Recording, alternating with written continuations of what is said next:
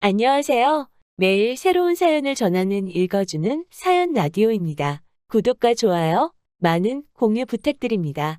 오늘의 사연 시작하겠습니다. 안녕하세요. 이혼 소송 중인 40대 여성입니다. 늦은 결혼이었던 만큼 누구보다 잘 살고 싶었는데 결국 이렇게 되었네요. 정말이지 이럴 줄 알았으면 역시나 결혼하지 말 걸 그랬어요. 원래도 그렇게 결혼을 하고 싶던 것도 아니었으니까요. 좋은 얘기가 아니라서 정말 가까운 사람들 아니면 모르는데 사실 제가 어렸을 때부터 친정 형편이 좋지가 않았습니다. 그런데 아버지가 3대 독자시다 보니 어머니 입장에서는 아들을 낳아야 했고, 그래서 없는 형편에도 계속해서 아이를 낳으시다 보니 제 밑으로 여동생만 셋이나 더 생겼죠. 결국 아들은 못 낳으셨고요. 지금이야 저를 포함한 딸넷이 어머니 일이라면 두 팔 걷어붙이고 나서니 어머니가 아들 없어도 하나 아쉬운 거 없다 하지만 제가 어렸을 때만 하더라도 집도 가난한 데다가 딸만 넷이니 주변 시선이 고울 리가 없었죠. 외가친과 비교하면 친가는 그나마 먹고 살만 했는데 도움도 일절 주지 않았고요. 그래서 결국 마지인 제가 고등학교를 졸업하자마자 사회로 나왔어요. 제 입으로 말하기 뭐하지만 공부도 곧잘했기에 대학에 꼭 가고 싶었는데 마지가 뭐라고 제 욕심은 잠시 접어두고 고생하는 부모님에게 조금이라도 힘이 되어드려야겠다는 생각뿐이었죠. 지금도 그때를 생각하면 복잡한 심정이에요. 아무튼 그렇게 저는 남들보다 일찍이 사회생활을 시작했고 그런 저에게 연애나 결혼은 꿈만 같은 이야기였죠. 다른 또래 여자들이 멋낼 때 저는 낮에는 작은 건축 사무실에서 일하고 밤에는 호프집 주방에서 설거지를 해야 했으니까요. 그리고 그렇게 하루에 14시간, 15시간씩 일해가며 번 돈의 절반은 친정에 보내고 나머지로 제 생활비와 미래를 위해 저축을 했어요. 미용실 가는 돈이 아까워서 집에서 대충 자른 머리를 질끈 묶었고 옷은 계절이 돌아올 때 위아래 딱 한 벌씩만 새로 사가면서 말해요. 정말이지 지금 생각해보면 어떻게 그러고 살았나 싶지만 그때는 그렇게 사는 게 맞는 거라고 생각했습니다. 그래서 힘들다는 생각은 했어도 잘하고 있다 믿었고 지금도 후회는 없어요. 그리고 그렇게 살다 보니 어느새 제 나이가 35이 넘어갔고 둘째 여동생은 시집을 갔네요. 그리고 어느덧 셋째 여동생도 취직하고 막내도 대학 졸업을 앞두고 있었죠. 그런데 그렇게 다들 잘 풀려서 자기들 앞날을 그리는 걸 보니까 저도 제 인생을 돌아보게 되면서 어째서인지 허탈하고 섭섭한 마음이 들대요. 그래서 여행을 떠났습니다. 비록 한 달이라는 짧은 시간이었고 친정 부모님한테 무슨 일이라도 생기면 달려가야 한다는 생각에 멀리 갈 수도 없었지만 처음으로 제 자신이 정말 원하는 게 뭔지 생각해보는 시간을 가질 수 있었죠. 어려서부터 동생들을 챙기느라 부엌 출입이 잦았던 저는 요리하는 게 즐거웠어요. 누가 됐건 간에 제가 한 음식을 맛있게 먹어주면 거기서 큰 기쁨과 보람을 느꼈죠. 그래서 그때까지 모았던 1억을 탈탈 털어 식당을 차렸습니다.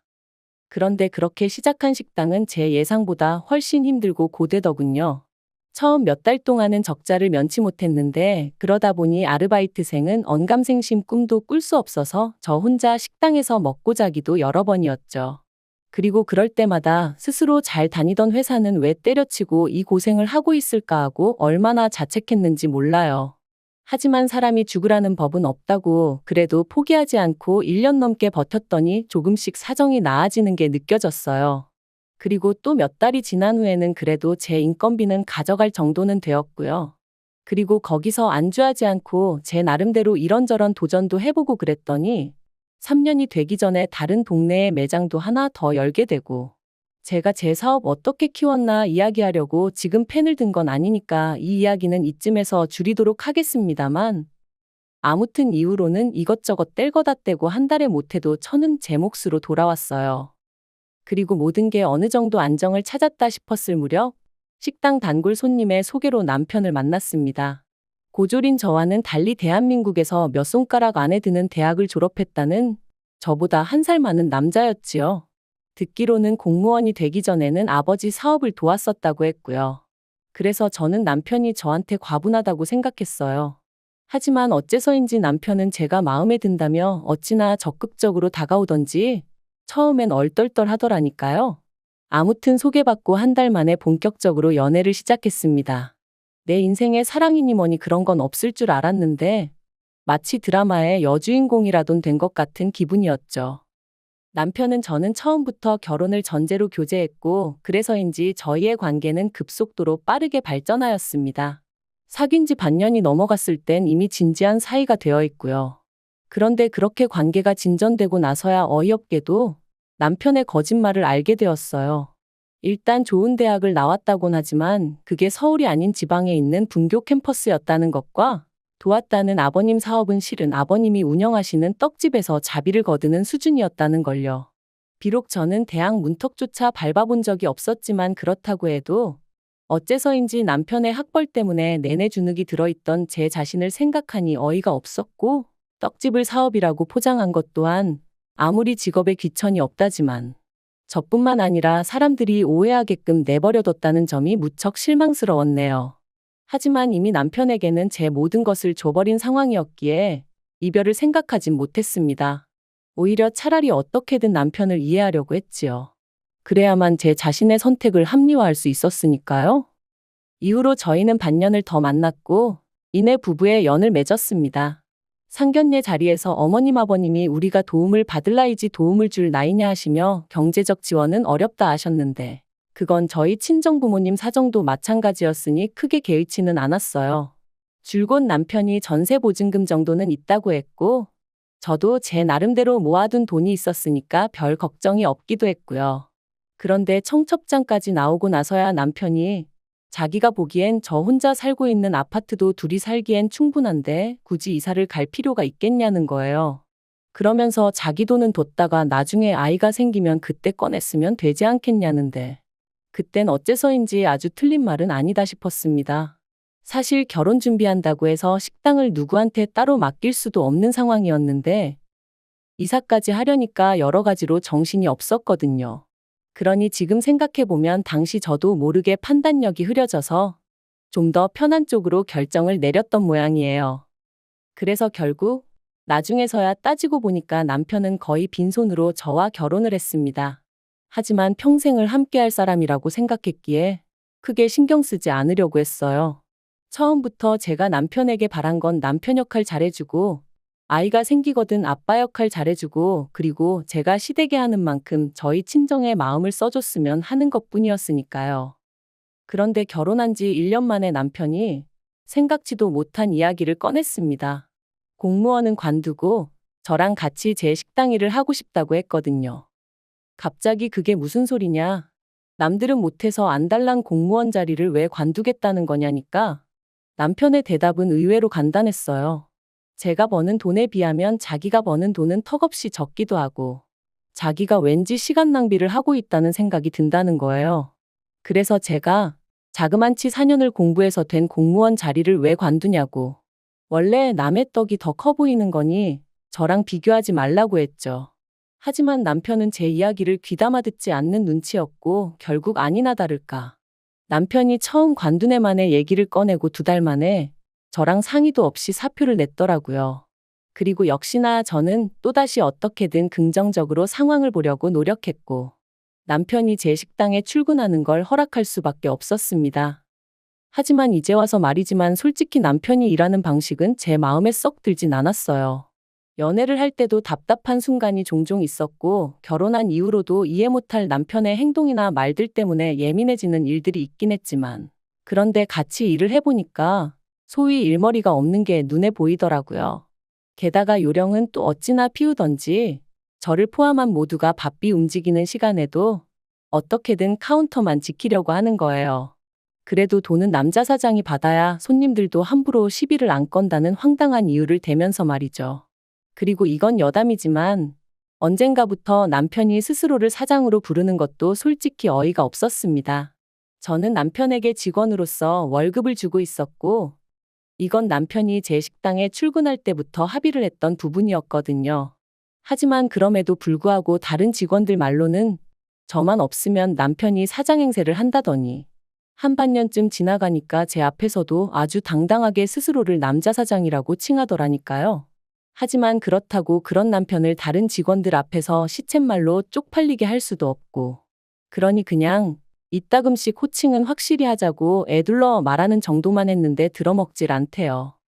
그러다 남편이 합류한 지 2년째 되던 작년 겨울이었습니다.